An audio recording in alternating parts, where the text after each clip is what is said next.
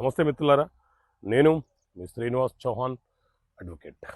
మిత్రులారా, ఒక కేసులోని విషయం ఏంటి అంటే, ఒక వ్యక్తి తన అవసరం కోసము తన ఆస్తి పత్రాలను మరొక వ్యక్తి వద్ద తాకట్టు పెట్టి మార్టిగేజ్ రిజిస్ట్రేషన్ చేసి డబ్బులు తీసుకున్నారు. డబ్బులు తీసుకున్న వ్యక్తి ఎవరైతే ఉన్నారో కొన్ని రోజులకు సడన్గా అతను మరణించినాడు. ఇప్పుడు ఎవరైతే అప్పిచ్చాడో, ఎవరైతే తాకట్టు మార్టిగేజ్ రిజిస్ట్రేషన్ చేసుకున్నారో ఆ వ్యక్తి డబ్బు ఎవరి వద్ద నుంచి వసూలు చేయాలి, చేసుకునే వెసులుబాటు ఉందా? సో మిత్రులారా, ఎప్పుడైనా సరే ట్రాన్స్ఫర్ ఆఫ్ ప్రాపర్టీ యాక్ట్ ప్రకారం కావచ్చు, రిజిస్ట్రేషన్ యాక్ట్ ప్రకారంగా కావచ్చు, అదేవిధంగా సుప్రీంకోర్టు వివిధ కేసులలో ఇచ్చినటువంటి జడ్జిమెంట్ల ప్రకారంగా కావచ్చు,